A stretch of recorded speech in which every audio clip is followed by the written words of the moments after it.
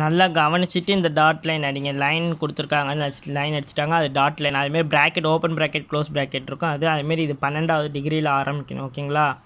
இந்த இடத்த சென்ட்ரு பண்ணணும். ஓகே, இது வந்து ஃபஸ்ட்டு எடுத்தோடனே 10வது டிகிரியில் ஆரம்பிக்கணும், இங்கே 12ல் ஆரம்பிக்கணும். இங்கே வந்து 35 டிகிரியில் தான் இந்த டாட் லைனாக ப்ராக்கெட் லைனாக இருந்தாலும் ஒரே டிகிரி தான். அதுமாரி இது 2ல் ஸ்பேஸ் தள்ளி 37, இது 49 தமிழுக்கு. ஓகேங்களா? இந்த லைனையும் நீங்கள் சென்ட்ரு பண்ணணும். இது அதே தான் 20லேருந்து 50க்குள்ளே. இங்கே வந்து எந்த லைன் பெருசோ இந்த லைன்லேருந்து இந்த லைனை சென்ட்ரு பண்ணணும், அடுத்த லைன் அதோடு இதை சென்ட்ரு பண்ணணும். ஓகேங்களா? அதுதான். அதுமாரி மறந்துடாதீங்க. இந்த மொத்தம் இப்போ வந்து 7 லைன் இருக்குது இதில் பாருங்கள். இந்த ப்ராக்கெட்டையும் இந்த லைனையும் விட்டுடுங்க. இதை எப்படி சென்ட்ரு பண்ணுவீங்கன்னா, இது 3, இந்த லைன் ஒன்று டாட் லைன் ஒன்று 4, இங்கே அடுத்தது வந்து 5, 6, 7. இந்த 3 லைனுக்கு சென்டராக தான் இது வரணும். ஓகேங்களா? இந்த ப்ராக்கெட்டுக்கு அப்புறம் இந்த 3 லைனுக்கு சென்டராக இது வரணும், இந்த 3 லைனுக்கு சென்டராக தான் இங்கே அடிக்கணும். ஓகேங்களா? அதேமாரி இந்த லைன் எப்படி அடிக்கணுங்கிறதுக்கு தான் 7 மொத்தம் வந்து எண்ணி பாருங்க. 1 2 3 4 5 6 7. அப்போனா இங்கே வந்து இங்கே கீழே வந்து 1 2 3 ஆகிடுச்சு, இங்கே மேலே வந்து 1 2 3 ஆகிடுச்சு. இங்கே சென்ட்ரல் லைனு இது தான். அதனால் இந்த டாட் லைன் அடிக்கும் போதே இந்த மாநிலம் அப்படிங்கிறத அடிச்சிருங்க.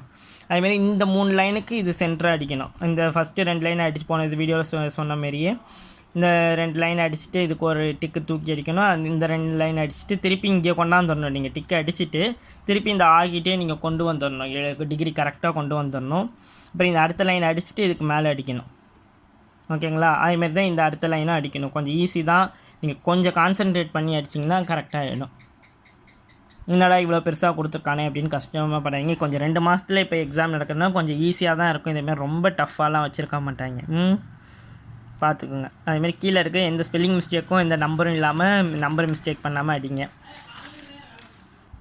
அதுமாரி எக்காரணத்தை கொண்டு இந்த லைனை பாருங்கள், இந்த லைனை தாண்டி வரல. இங்கே வந்து பெரிய லைன் இது, இதனால் இது இந்த லைனுக்கு நேராகவே முடிஞ்சிருக்கு. மறக்காமல் அந்த மிஸ்டேக் பண்ணிடாதீங்க. ஓகேங்களா? அதேமாரி ஸ்பீடு அடிக்கிறவங்க வந்து என்ன பண்ணுங்கன்னா, ஃபஸ்ட்டு மிஸ்டேக் இல்லாமல் அடிங்க. மிஸ்டேக் இல்லாமல் எப்படி அடிக்கிறது அப்படின்னா, நீங்கள் சொல்லிக்கிட்டே அடிக்கும் போது மிஸ்டேக் இல்லாமையும் வரும். 10 நிமிஷத்துக்குள்ளே ஆட்டோமேட்டிக்காக உங்கள் கை போகும். நிறைய பேருக்கு வந்து 10 நிமிஷத்துக்கு மேலே கூட டைம் போயிட்டே இருக்குது அப்படின்னு சொல்லி இங்கே பாருங்கள், இன்கம்ப்ளீட்டில் தான் இருக்காங்க. இப்போ 2-3 நாள் அடிக்கும் போது கொஞ்சம் நல்லா தான் அடிக்கிறாங்க. கொஞ்சம் சொல்லிக்கிட்டே அடிக்கும் போது கொஞ்சம் வேகமாகவும் அடிக்கும், மிஸ்டேக்கும் கொஞ்சம் குறையும். நீங்கள் அதனால் ப்ராக்டிஸ் பண்ணுங்கள். எக்ஸசைஸ் மட்டும் கொஞ்சம் நல்லா ப்ராக்டிஸ் பண்ணிட்டீங்கன்னா போதும். ஓகேங்களா? அது நீங்கள் எக்ஸாம் அடிக்கிறதுக்கு முன்னாடியே நீங்கள் அதை ட்ரை பண்ணுங்கள். நிறைய பேர் பண்ண மாட்டேங்கிறாங்க. அதை அடிச்சுட்டு நீங்கள் இதை அடிச்சிங்கன்னா, ஸ்பீடு அடிச்சிங்கன்னா உங்களுக்கு நல்லாவே வரும். மிஸ்டேக்கும் நல்லா குறையும். ஓகேங்களா? நீங்கள் அடித்து பாருங்கள், நல்லா தெரியும். அதுமாரி முதல்ல இப்போ டைப்ரைட்டிங் எக்ஸாம் போகிறவங்களுக்கு நான் சொல்லிக்கிறேன். ஃபஸ்ட்டு எல்லாேருக்கும் சேர்த்து ஒரு இடத்துல தான் விசில் ஊதுவாங்க. போன ட்ரிப்பு நிறைய பேர் சொன்னாங்க விசில் சவுண்டே கேட்கல, அதனால் எனக்கு தெரியல அப்படின்னு. நிறைய பேர் பேப்பரை இன்செக்ட் பண்ணல, அதுக்கடி விசில் அடிச்சிட்டாங்க. நான் அதுக்கு தான் சொல்கிறேன், முன்னாடியே நீங்கள் போட்டுருங்க. ஓகேங்களா? பேப்பர் மிஷினில் நீங்கள் எழுதுறீங்களோ இல்லையோ ஃபஸ்ட்டு நீங்கள் பேப்பரில் செட் பண்ணிவிடுங்க. எப்போ வேணாலும் விசில் ஊதிடுவாங்க. கொஷின் பேப்பர் உங்களுக்கு கொடுத்த அடுத்த செகண்டே விசில் ஊத ஆரம்பிச்சிடுவாங்க. ஓகேங்களா? அதனால் ஹால்லையும் கிடுன்னு கொஷின் பேப்பர் கொடுத்துருவாங்க. நீங்கள் ரெடியாக இருந்துக்கோங்க அடுத்த கால்குலேஷன் போடுறதுக்கும். ஓகேங்களா? ஸ்பீடாக இருக்கட்டும், இதுவாக இருக்கட்டும், இதுக்கும் நீங்கள் ரெடியாக வச்சுட்டு அப்புறமா நீங்கள் உட்காந்து மெயின் ஷீட் ஃபில் பண்ணுங்கள். நல்லா கவனிச்சிங்க. அதுக்கப்புறம் நீங்கள் மெயின் ஷீட் ஃபில் பண்ண டைம் கொடுப்பாங்க நீங்கள் வெளியில் வர வரைக்கும். ஆனால் 10 நிமிஷம் முடிஞ்சதுக்கப்புறம் உங்களுக்கு கொடுக்க மாட்டாங்க. அடுத்த விசில் ஊதுனதுக்கப்புறம் உங்களுக்கு எக்ஸ்ட்ரா டைம் கிடையாது. அதனால் நல்லா நம்ம மைண்டில் வச்சுக்கோங்க.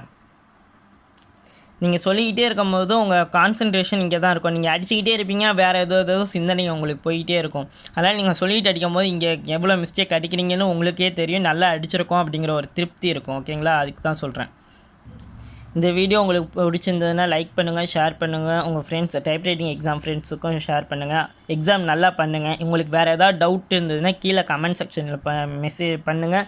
நான் உடனே உங்களுக்கு ரிப்ளை பண்ணுறேன். இல்லை அப்படின்னா வாட்ஸ்அப் குரூப் லிங்க்கும் இருக்குது, அதுவும் இந்த வீடியோவுக்கு கீழே இருக்குது. மறக்காமல் அந்த லிங்க்லேயும் சேர்ந்துக்குங்க வேணுங்கிறவங்க. ஓகேங்களா? Okay guys, thank you. வேறு ஏதாவது சொல்லாமல் விட்டுருந்தேன்னா சொல்லுங்கள். நான் அடுத்த வீடியோ நாளைக்கே நான் வீடியோ போடுறேன். ஓகேங்களா? Thank you guys.